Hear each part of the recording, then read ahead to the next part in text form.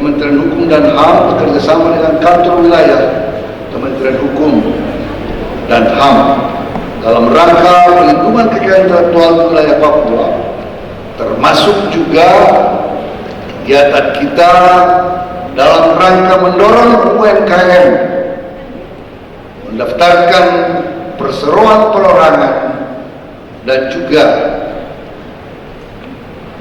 para pencipta, inovator, juga pemerintah daerah yang mendaftarkan kekayaan intelektual komunalnya, para pencipta yang mendaftarkan kekayaan intelektual personalnya, baik hak cipta dan lain-lain. Menilai terhadap kinerja kantor wilayah Kementerian Hukum dan HAM Papua yang tidak transparan dan juga melakukan pembohongan.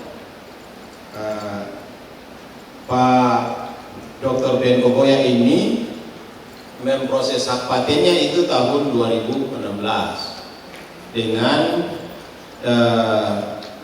judul yang diproses itu metode pembuatan virgin pandan yang namanya Waromo Oil serta manfaatnya. Jadi 2016 sudah didaftarkan dan diproses, dan memang sampai saat ini sertifikat patennya belum keluar. Nah, apa saja yang menjadi kendala kenapa sertifikat paten dari Bapak Dr. Ben Kogoya ini belum keluar? Kita berterima kasih karena dalam kegiatan Mobile IT Clinic di Jayapura hari ini, tim expert dari Direktorat Tindak Pidana Intelektual juga lengkap dari semua direktorat, termasuk dari Direktorat Paten, dan Pak Dadang akan mewakili pemeriksa paten untuk menjelaskan. Silakan Pak Dadang. Baik, Assalamualaikum warahmatullahi wabarakatuh. Salam, salam sejahtera bagi kita semua. Sebenarnya kapasitas yang harus menjelaskan ini dari Jakarta nih Pak. Sebenarnya PLT Dirjen atau misalnya Pak Direktur Paten, cuman karena kami kebetulan di sini lagi ada kegiatan, jadi kami buka aplikasi Saki dan kami menginformasikan hal-hal yang terkait dengan pemohon atas nama Ben Kogoya yang berjudul metode pembuatan virgin pandan Waromo Oil serta manfaatnya. Ini tanggal penerimaan permohonan paten yaitu tanggal 2 Mei 2016 ya Pak. Kemudian berarti kalau di bawah Agustus 2016 pemeriksa paten akan memeriksa permohonan ini berdasarkan Undang-Undang Nomor 14 Tahun 2001 tentang paten.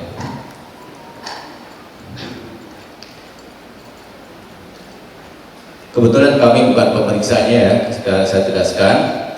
Pada tanggal 26 Februari 2019, pemeriksa paten membuat surat komunikasi tahap pertama yang pemenuhannya itu 3 bulan. Dari tanggal 26 Februari 2019.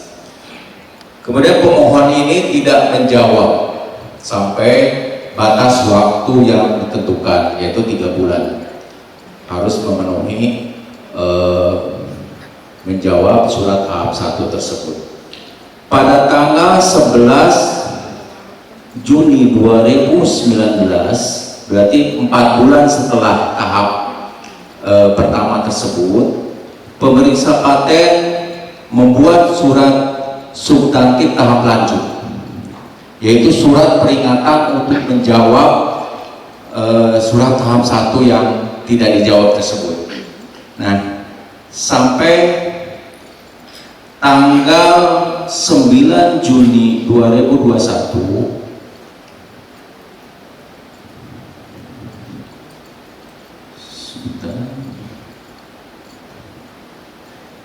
ini 11 Juni 2019, maaf, yang tahap lanjutnya.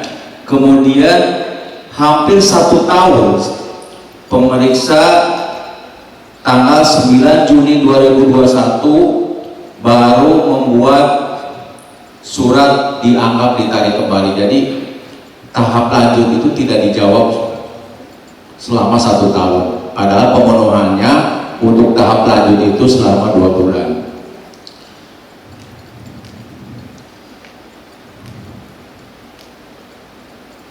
Menurut pasal 52, apabila pemeriksa melaporkan bahwa invensi yang dimintakan paten terdapat ketidakjelasan atau kekurangan lain yang dinilai penting, Direktorat Jenderal memberitahukan secara tertulis adanya ketidakjelasan atau kekurangan tersebut kepada pemohon atau kuasanya guna meminta tanggapan atau kelengkapan atas kekurangan tersebut. Nah, ini udah dipenuhi ya sama kantor paten, sudah membuat surat tahap 1 dan tidak menjawab, lalu membuat surat tahap 2-nya. Nah, pemberitahuan sebagaimana dimaksud pada ayat 1 ini harus jelas dan rinci serta mencantumkan hal yang dinilai tidak jelas tersebut atau kekurangan lain yang dinilai penting dengan disertai alasan dan acuan yang digunakan dalam pemeriksaan substantif. Berikut jangka waktu pemenuhannya. Nah, ini tentunya dalam surat tahap 1 tersebut ada ketidakjelasan dari pengungkapan invensi yang diajukan dari Pak Benkogoya tersebut. Maka pemeriksa membuat surat tahap 1, kemudian karena tidak dijawab langsung buat surat tahap 2, dan kemudian dia tidak menjawab lagi, tidak mengindahkan peringatan di tahap lanjut, maka permohonannya dianggap ditarik kembali. Ini sesuai dengan pasal 53 Undang-Undang Nomor 14 Tahun 2001. Apabila setelah pemberitahuan sebagaimana dimaksud dalam pasal 52 ayat 1, pemohon tidak memberikan tanggapan atau tidak memenuhi kelengkapan persyaratan atau tidak melakukan perbaikan terhadap permohonan yang telah diajukan dalam waktu yang telah ditentukan Direktorat Jenderal sebagaimana dimaksud dalam pasal 52 ayat 2, permohonan tersebut dianggap ditarik kembali dan diberitahukan secara tertulis kepada pemohon. Nah, perlu saya perjelas,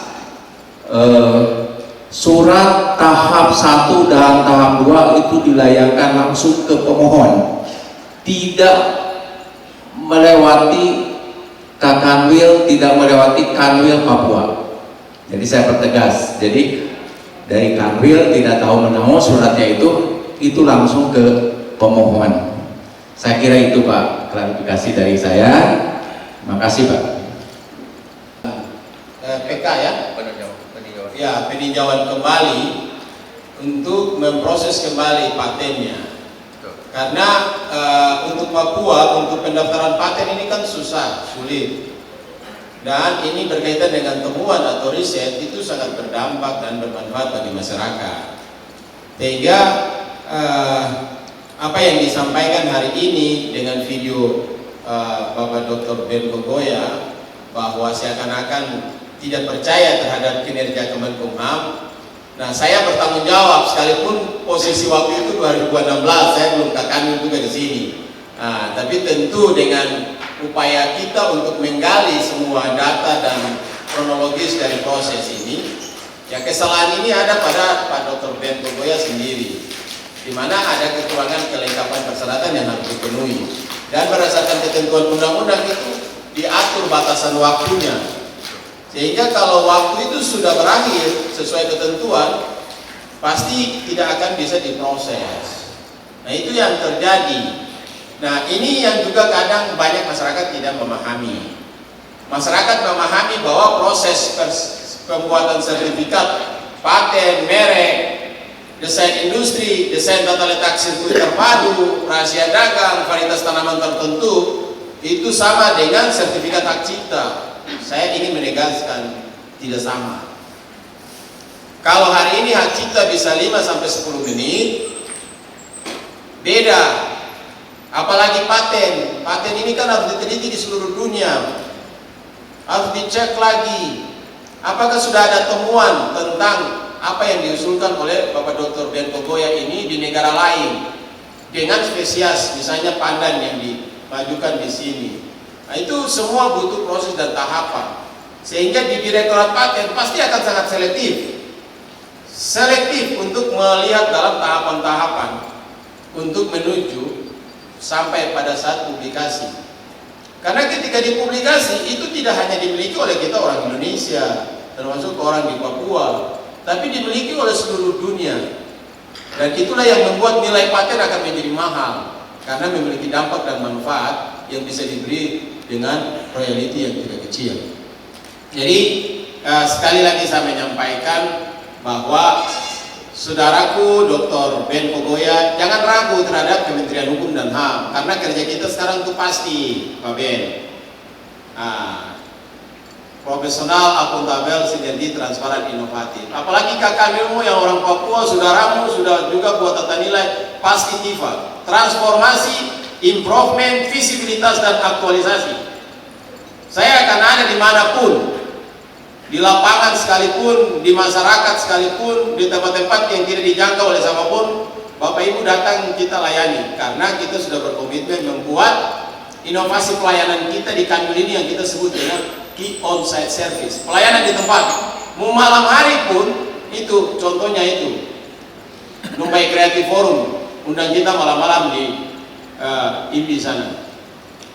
Jadi semua ini kita kerja dengan mekanisme dan prosedur yang ada, dan tentu memiliki pertanggungjawaban untuk dipertanggungjawabkan kepada negara. Apa yang kita lakukan adalah wujud negara hadir. Untuk itu jangan ragu.